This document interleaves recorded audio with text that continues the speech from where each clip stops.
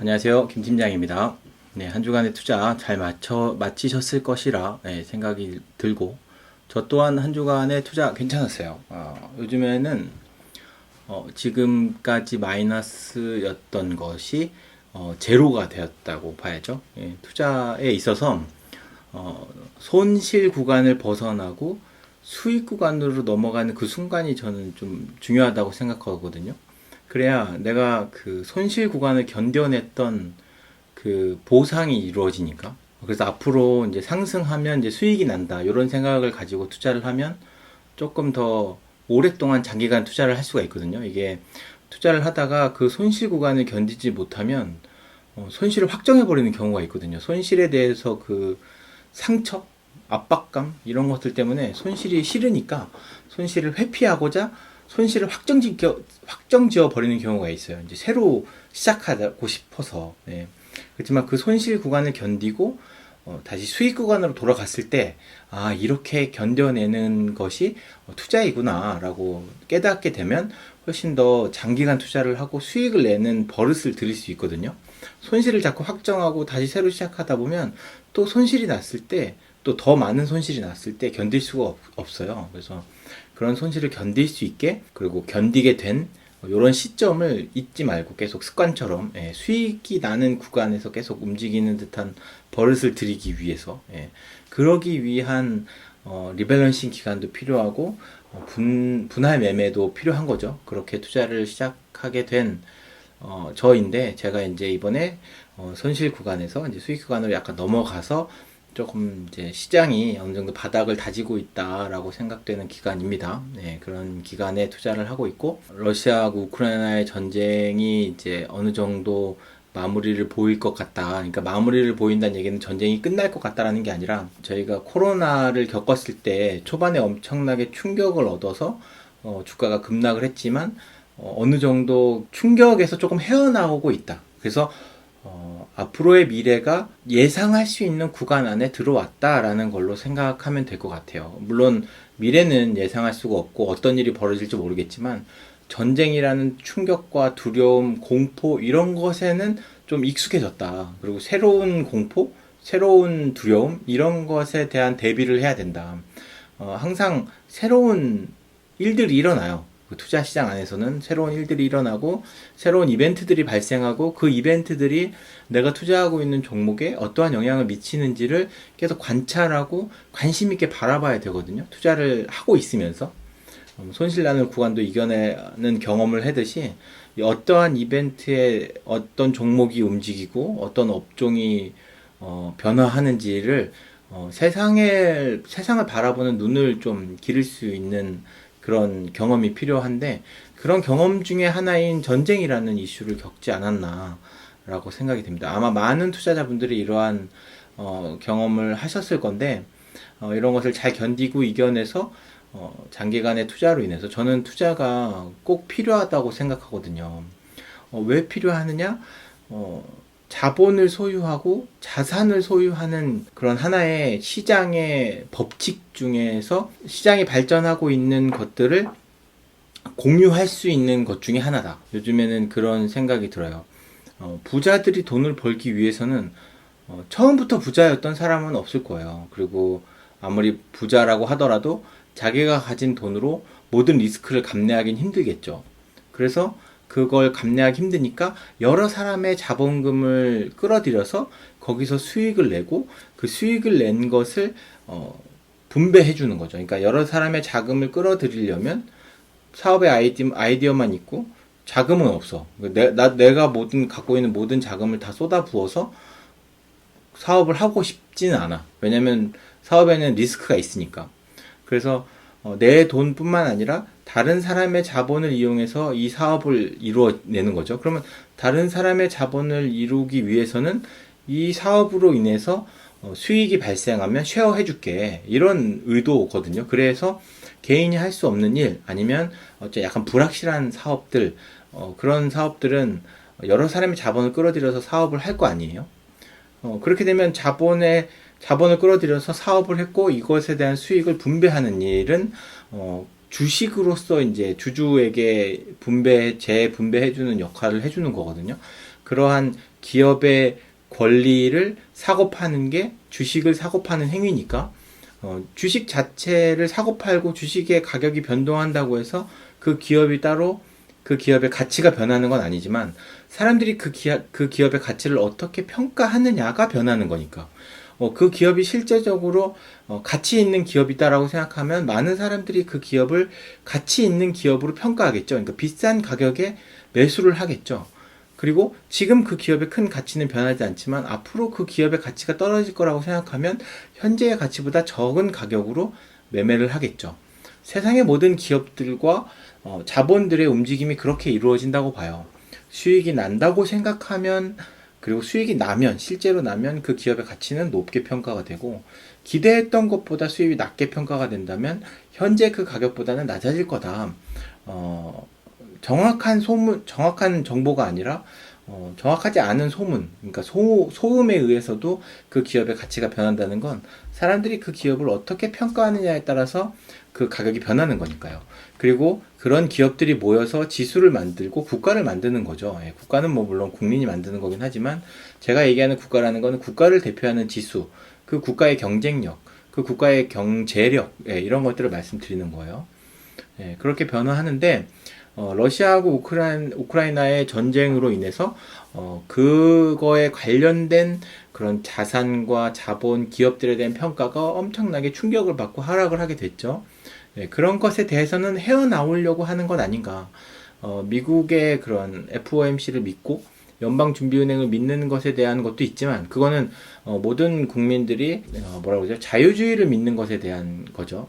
그런 거기 때문에 잘 될 거다라는 그런 가능성에 주식이 올라가는 거라고 생각을 하고요. 주식이라는 게 더 어려운 환경일수록 이런 주식 시장이라는 것은 더 공정하게 만들어야 되고 자유롭게 만들어야 된다고 생각하거든요. 모든 걸 풀어야 되는 건, 규제를 다 풀어야 된다는 얘기가 아니라 공정하게 자유롭다 그러면 자유로울수록 좋다.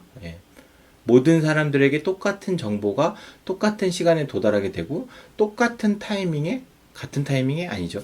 똑같은 조건 하에 거래할 수 있는 여건이 만들어진다고 하면, 그것 이상은 더 자유로워져도 좋다라고 생각이 됩니다. 비대칭적인 정보를 위해서, 그리고 거래하는 조건이 다른 것 때문에 한쪽으로 이익이 쏠리는 성향이 있는 건, 뭐 우리나라로 따지면 공매도 같은 경우가 그런 경우죠. 똑같은 조건이 아니죠. 똑같은 규제를 받고 있는 것도 아니고, 그런 상황에서 공정하다라고 말할 수는 없겠죠. 그렇게 투자를 하는 건 아니라고 보고, 우선 러시아하고 우크라이나의 전쟁은 이렇게 되는데, 지금 우크라이나가 전쟁의 가장 큰 피해를 보고 있는 건 전쟁을 하고 있는 그 땅에 사는 사람들이거든요. 지금 우크라이나에서 전쟁이 일어나고 있고, 러시아에서는 우크라이나를 공격하고 있는 거죠. 우크라이나가 러시아를 공격하진 않잖아요. 그 우크라이나 땅에 지금 제가 이렇게 화면에 올려놓은 것처럼 어마어마하게 피해를 보고 있는 거예요. 이게 누가 잘못해서 이렇게 피해를 보고 있는 겁니까? 여기에 살고 있는 사람들이 무슨 죄가 있다고, 왜 이런 피해를 보면서 살아야 되는 건가라는 의구심이 듭니다. 이게 정말 이거는 말도 안 되는 거라고 생각하고요. 이런 일들이 또다시 두 번 다시 있어서는 안 된다고 생각합니다. 경제력, 그러니까 주식시장에서, 투자시장 안에서는 충격을 어느 정도 벗어나기 위해서 노력하고 있다라고 하지만, 이 우크라이나 안에 살고 있는 국민들과 여기에 아무런 죄 없이 없는 사람들이 얼마 동안이나 이런 피해를 계속 감내하면서 살아야 하는지, 우크라이나가 그렇다고 해서 엄청 잘 살고 부자였던 나라도 아닌데 이렇게 피해를 받고 산다는 게 정말 충격적이고요. 앞으로 이런 일들이 우리 지구상에 다시는 있어서는 안 된다라고 생각합니다. 그래서 첫 배경화면에 우크라이나에 관련된 이미지를 올려보았습니다. 푸틴, 유럽 등 비우호 국가의 가스 판매 시 루블화로만 결제를 받겠다. 그러니까 러시아의 원자재와 아니면 거래를 이거 외에는 가스만 해당하진 않겠죠. 가스만 해당하진 않고, 일단 거래를 하려고 하는 모든 사람들은 루블화를 갖고 있어야 된다라는 이야기가 되겠죠. 아마 큰 그림으로는 그럴 것 같아요. 비우호 국가에만 한다는 건 자기네들도 이게 약간 보복적인 성향이 있다라는 거죠. 예, 보복적인 성향을 가지고서 루블화를 반드시 소유하게끔 하겠다라는 목표인 것 같은데 이게 좋은 걸까요? 지금 루블화 엄청 가치가 많이 떨어졌거든요. 주로 유로화로만 결제했었는데 루블화로도 받겠다는 겁니다. 자, 여기서 제가 좀 생각하는 거는 화폐에 대한 이야기를 해보고 싶어요. 이게 화폐란 무엇이냐? 모든 노동의 가치, 그리고 거래의 수단, 예, 신뢰를 상징하는 거죠. 화폐라는 것은. 내가 일정 시간 노동을 하고 그러한 대가로 화폐라는 것을 받고 그 화폐라는 것을 가지고 내가 원하는 것을 살 수 있는 것. 이게 교환의 그런 매개체가 되는 것 중에 하나인 거죠. 예, 그런데 미국은 그런 화폐를 기축통화로 선정을 함으로써 자기네들은 돈을 찍어내기만 하면 그 찍어내기만 한 돈으로 다른 그 원자재들을 거래할 수 있는 수단을 만들어낸 거죠. 아무런 노력을 하지 않고 화폐를 찍어낸다는 것만으로도 사람들은 그 화폐를 갖고 싶어하고 그 화폐에 그 종이 쪼가리를 갖기 위해서 나의 그 노동으로 만든 그런 상품을 미국이랑 교환을 하는 거죠. 예, 그렇게 되는 경우에는 미국에서는 돈을 찍어서 다른 사람들의 노동력을 사는 거죠. 내가 노동을 통해서 나의 물건을 상대방한테 주고 내가 원하는 것을 취하는 게 아니라 돈이라는 그 지폐를 만들어서 지폐와 그 사람의 노동력, 노하우, 뭐 원자재 이런 것들을 사는 거죠. 그러니까 어떻게 보면 아무런 노력이 없이 산 건데 그 기축통화가 되기 위해서 한 노력은 있겠죠. 예, 뭐 국방력을 강화시키고 외교력을 강화시키고 뭐 군대를 주둔시켜주고 뭐 원자재 같은 것들을 뭐 보호해주고 뭐 이런 것들이 뭐 거래가 있겠죠. 그런 거래로 인해서 미국에 있는 화폐의 신뢰성을 높인 거죠. 높임으로 인해서 화폐를 융통할 수 있게 되고 소비로서 그 경제를 이끌어 나갈 수 있는 경제 상황을 만들어낸 것도 미국의 하나의 역할이죠. 그리고 그런 것들을 위해서 노력을 했겠죠. 예, 그리고 노력을 해서 지금은 좀 편안하게 돈을 갖고 이제 하는 거죠. 근데 그것을 정면으로 반박하는 거죠. 내 돈도 갖고 있어 봐라. 근데 이런 경우가 되면 러시아의 루블화를 원자재를 사기 위해서는 갖고 있어야 되는 거잖아요. 그러면 러시아의 물건을 팔고 루블화를 받고 그 또 루블화를 다시 러시아에 주면서 원자재를 내가 필요한 거 사올 수 있는 것. 이게 굉장히 위험한 게 그렇게 되면 우리가 옛날에는 미국의 돈만 갖고 있으면 세계 어느 나라하고도 공평하게 거래를 할 수가 있었어요.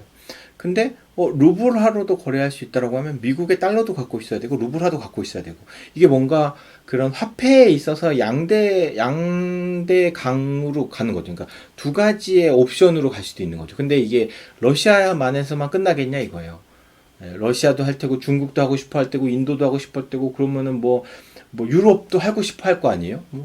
지금은 유럽이랑 러시아랑 유로화로 거래를 한다고 하니까 각자 나라에 각자의 돈을 갖고 있어야 된다면 지금은 모든 원자재를 사기 위해서 달러로만 갖고 있었던 그런 그 외화를 여러 군데에 분산해서 산다 그러면 우리 경제 입장에서도 우리는 이제 원자재가 없이 원자재를 수입해서 그것을 또 가공해서 다시 팔아야 되는 입장, 그러니까 세계 여러 나라랑 거래를 해야 되는 입장에서 우리는 기축통화인 달러 하나만 딱 갖고 있었으면 좋았는데 이게 이제 루블화도 갖고 있어야 되고 유로화도 갖고 있어야 되고 물론 지금은 갖고 있지만 그거에 대한 규모를 되게 많이 키워야 된다는 거죠. 없으면 교환도 해야 되고 뭐 이러한 절차들이 되게 복잡해지잖아요. 달러 하나로만 했으면 되는 걸 여러 나라 돈으로 나눠서 했어야 되니까 이건 대한민국의 입장에서는 굉장히 안 좋은 신호다.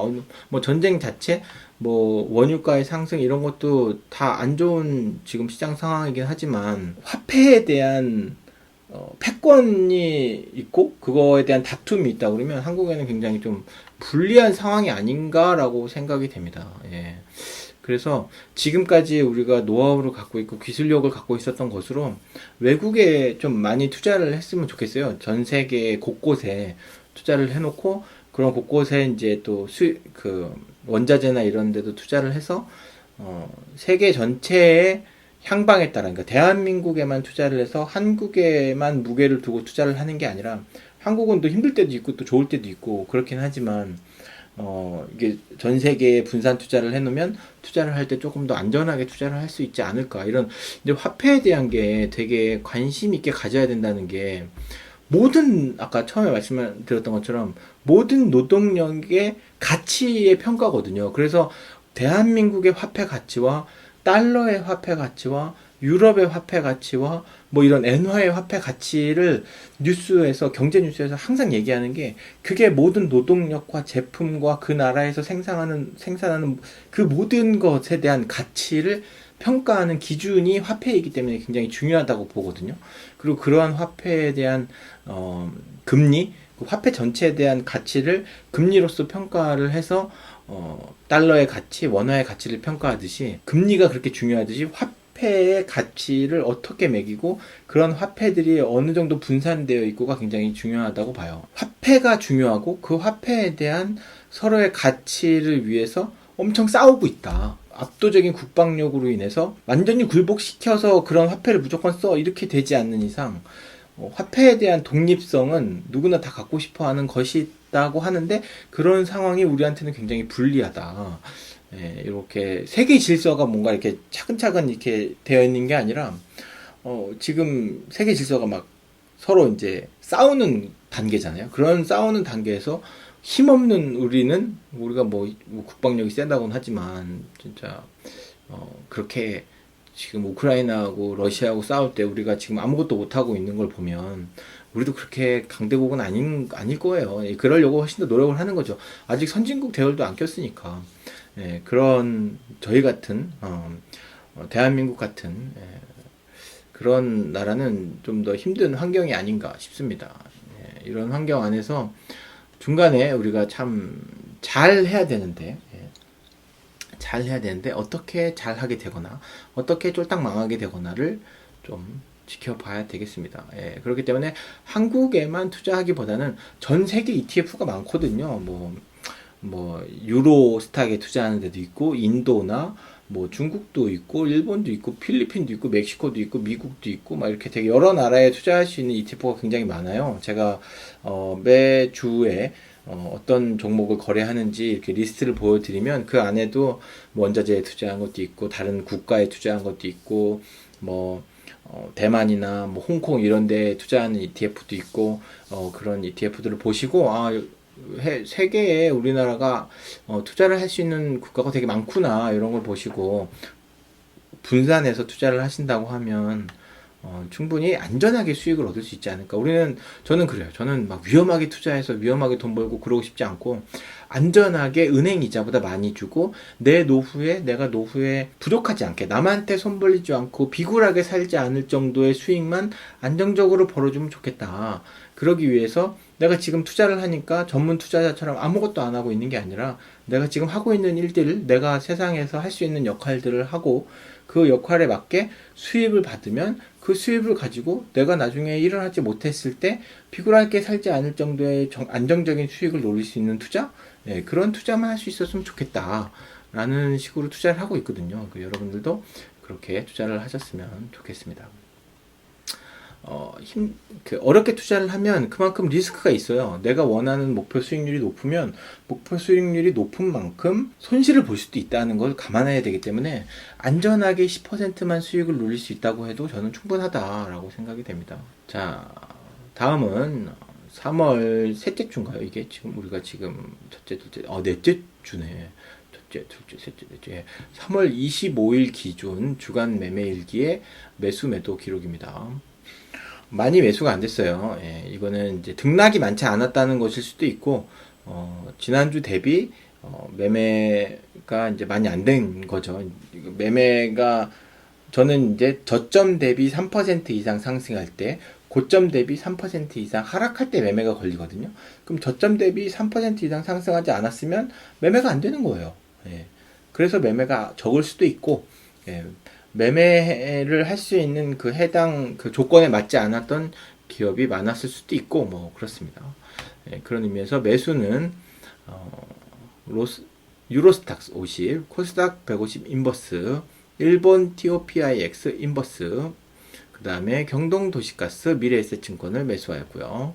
매도는 유로스탁 50, 농우바이오, 한국공항. 자, 여기 보시면 매수는 KB스타 유로스탁 50이고 매도는 타이거 유로스탁 50이죠. 제가 보니까 KB스타 유로스탁 50이 뭐죠? 수수료가 적어요. 제가 한번 볼까요? 자, 요게 타이거 유로스탁 50이고요. 여기 수수료 보면 0.24%거든요. 얘가. 자, 0.24%고 KB 유로스탁 50은 0.021%예요. 이렇게 되면 0.24%하고 0.021%는 많이 다르죠. 그래서 제가 KB 유로스탁 50으로 그 유로스탁 50에 대한 지수 그 종목을 변경하려고 하는 거예요. 이렇게 수수료가 낮은 쪽으로 투자를 하는 게 저는 좋다고 생각하거든요. 이게 연 보수이기 때문에 제가 많은 금액을 투자할수록 수수료가 부담이 될 수도 있으니까 그래서 연 보수 수수료가 좀 낮은 쪽으로 투자를 하고 있습니다. 예, 이렇게 매매를 하였고요. 수익률은 자 코스피는 2729.98, 코스닥은 934.69, 전주 대비 1.27% 상승하였습니다. 그리고 저는 12.14%의 수익률이고 주간 수익률은 1%입니다. 자, 현금 비중은 19.64%로 전주 대비 2.84% 상승하였습니다. 2.84% 상승하였다는 건 0.6%가 아니라 전주 대비 등락률입니다. 절대값이 아니라 그러니까 뭐 100% 비율을 봤을 때 2.84% 상승하였다는 거예요. 그러니까 현금이 좀 늘어났다는 거죠. 그러니까 제가 하락하게 되면 현금 비중을 좀 줄이고 상승하게 되면 현금 비중을 좀 늘립니다. 이렇게 돼서 수익률이 좀 올라갔고 제가 이제 추가적으로 매주 투자하고 있는 투자 금액이 있으니까 그렇게 돼서 이제 투자 금액이 올라가고 있는 상황이에요. 그리고 상승하게 되면 저기 현금 비중이 더 올라가겠죠. 하지만 지금은 19.64%. 근데 이 19.64%면 제가 지금까지 투자했던 투자 기간 중에 굉장히 낮은 비율에 속하는 거로 제가 생각이 되거든요. 그래서 여기보다 더 떨어질 수도 있겠죠, 물론. 그래서 더 앞으로 미래는 모르니까 더 떨어질 수도 있기 때문에 항상 현금 비율을 보존해야 되고 그 현금 비율을 계속 유지만 해도 그러니까 내가 만약에 20%의 현금 비율을 갖겠다. 그러면 80%가 투자가 되어 있는 거잖아요. 근데 80%가 주가가 하락해서 70%가 됐어요. 그러면 80%가 70%가 됐다는 얘기는 현금 비중이 합쳤을 때 현금 비중이 더 높아졌다는 거죠. 그럼 높아졌으면 다시 8대2로 맞추기 위해서 현금 갖고 있던 현금을 투자금으로 투자를 해야 되겠죠. 그렇게 8대2 비율로 계속 조정하는 거죠. 7대3도 되고 8대2도 되고 저는 7대3이나 8대2 정도 사이에서 현금 비중을 보존하면 된다. 너무 현금이 많아도 안 되고 너무 현금이 적어도 안 되거든요. 그렇게 해서 투자 비중을 계속 8대2 정도로 유지하게 되면 떨어졌을 때 매수하고 올라갔을 때 매도할 수 있는 다 거꾸로 8대2였는데 80%의 투자 금액이 상승하게 돼서 90%로 올라갈 수도 있잖아요. 그럼 다시 8대2로 맞추기 위해서는 올라간 주식을 좀 매도해가지고 현금으로 좀 보유해야 되잖아요. 그러면 상승했던 주식은 매도하게 되고 또 하락하게 돼서 현금 비중이 줄어들면 다시 매수하게 되고 요렇게만 투자를 해도 연 5%는 무조건 벌 수 있다라고 저는 좀 생각해요.